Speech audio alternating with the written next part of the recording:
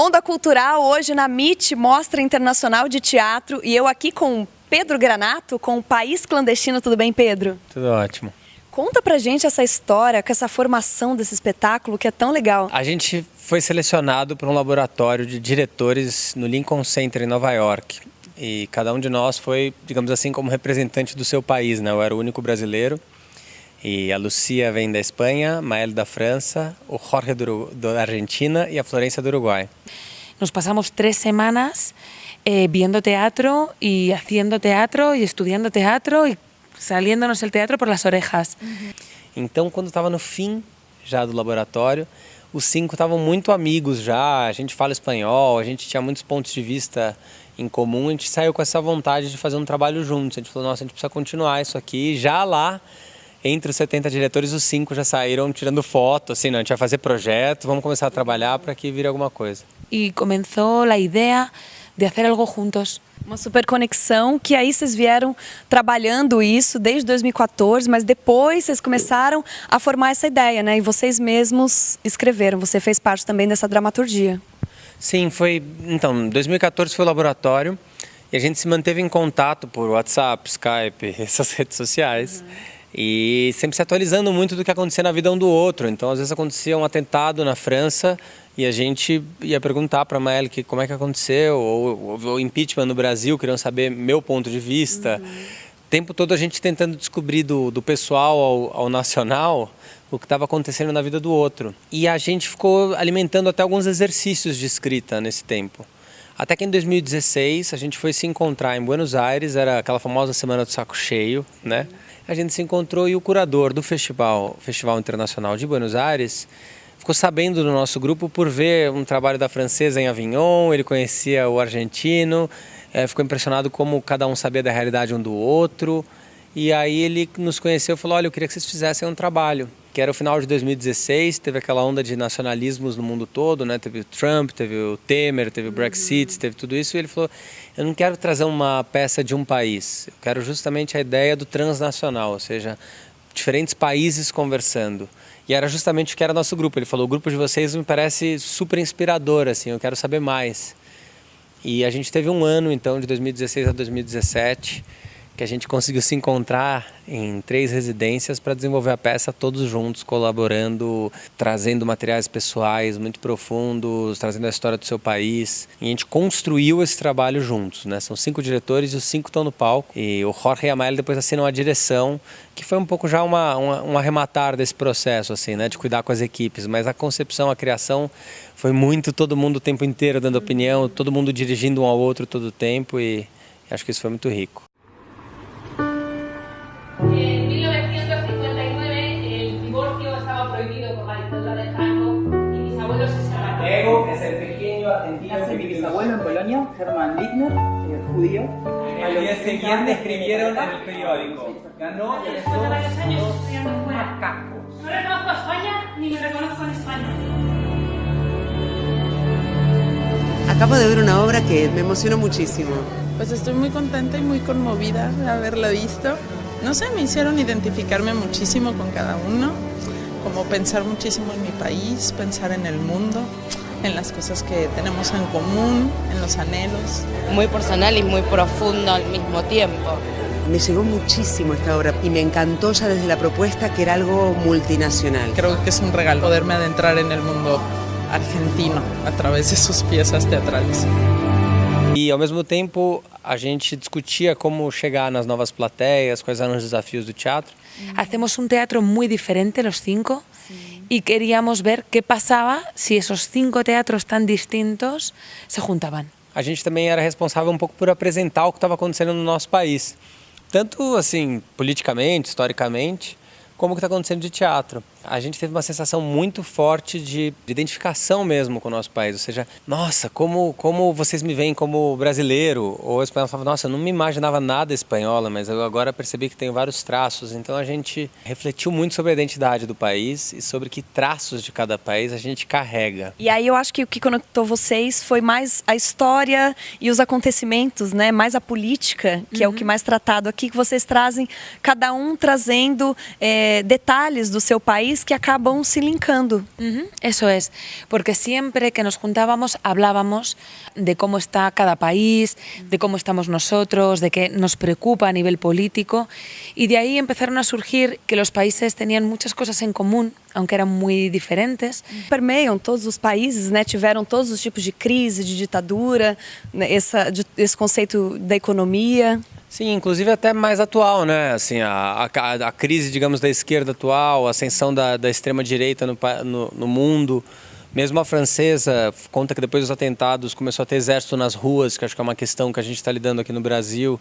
A peça traz conexões, mostra lados que, assim, peraí, a Espanha também já passou por grandes crises. A França tem pontos em comum do que está acontecendo com o Brasil hoje. A extrema-direita na França está muito forte, tem uma militarização da sociedade. Traz para o palco também de uma forma tecnológica, que vocês usam a câmera, usam o telão. Isso é muito legal, trazer a tecnologia para perto do público. Sí, sí, porque nosotros somos amigos por Skype.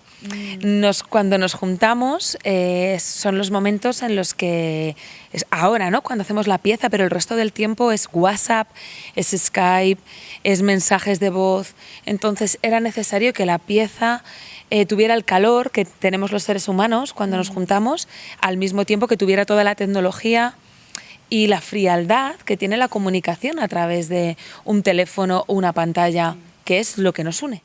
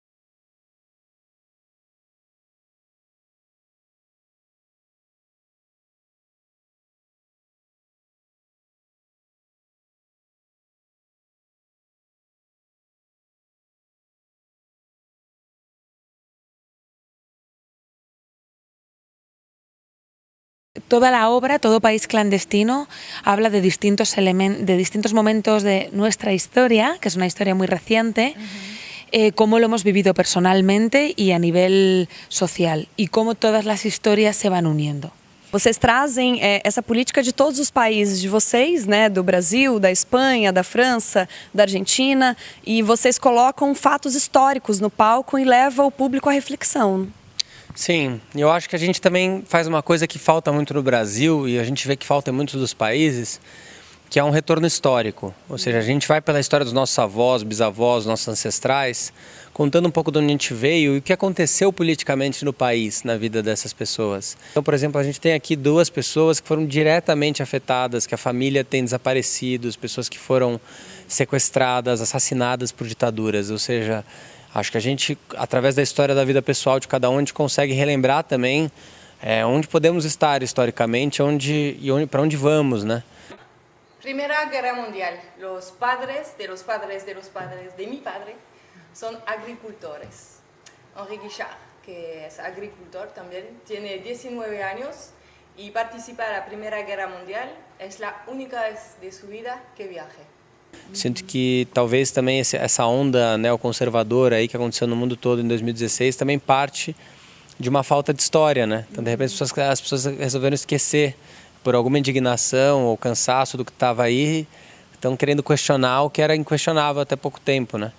E eu acho que trazer depoimentos de carne e osso, que são de vida, que são de família, acho que a minha sensação é que nos situam, assim, sabe? Você tem que se posicionar historicamente. A gente está fazendo história, né? A história não existiu só nos livros. Hoje ela está acontecendo. A gente está escrevendo a história agora, né? Exato. Acho que essa é uma das reflexões que a gente tenta trazer. Tanto o quanto a gente pode escrever a história agora e o quanto da história do nosso país está na gente. Y me recuerdo como hace 15 años, en esta misma avenida, esa misma tropa me golpeó en la cabeza sin razón. Me recuerdo de quedarme entero de sangre. Me recuerdo de pensar que iba a morir. Y siempre la policía en contra de las manifestaciones de izquierda. Hoy aún más. O quanto a gente já é o resultado de um monte de processos históricos. Quando a gente começa a pesquisar os ancestrais de cada um, os avós, os pais, a história de vida, você já vê uma diferença tão grande. E algumas conexões gigantescas, mas dá para perceber muita coisa do Brasil quando você começa a contrapor com a vida dos outros, né?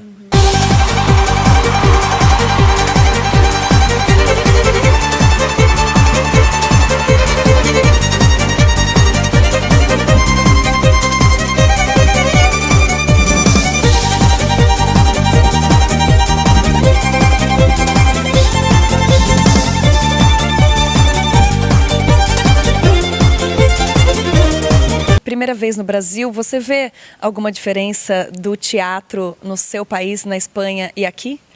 Sí, sí veo, sí veo. Creo que aquí sois, por lo poco que he visto, es un teatro muy fuerte, con mucho color, con mucha plástica, con un gran trabajo plástico. En España se está haciendo ahora un trabajo mucho más de texto, más de actor, más de texto, menos plástico, menos espectacular. E do público, você sente uma diferença? Hay una cosa que es súper diferente. Todo el mundo se pone de pie para aplaudir. Y eso es algo que yo culturalmente no había visto nunca. En España solo te pones de pie si te gusta muchísimo el espectáculo.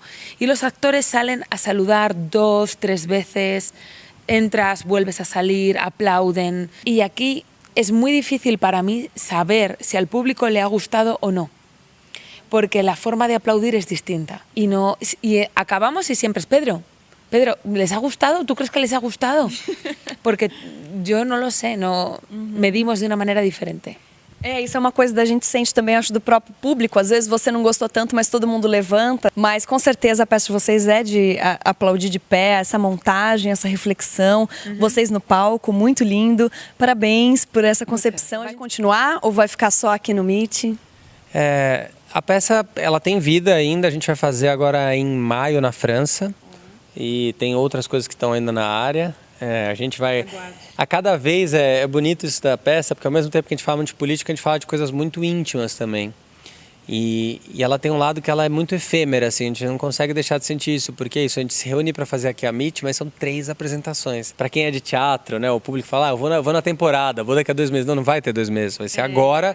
E a gente se separa, então a gente não continua como grupo, né? Cada um volta para suas vidas, nos seus países, daqui a 3 meses a gente se reencontra e um monte de coisa aconteceu nos países das pessoas e na vida das pessoas. Então ela tem um lado muito, muito efêmero, assim, sabe? E isso a gente sente... É um espetáculo mutável, né? A todo momento.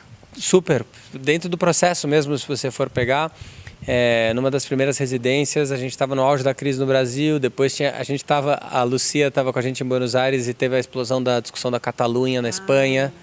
A Maëlle estava em Buenos Aires quando teve o segundo turno na França, que é a Marine Le Pen, que é de extrema direita, que é uma fascista, estava no segundo turno.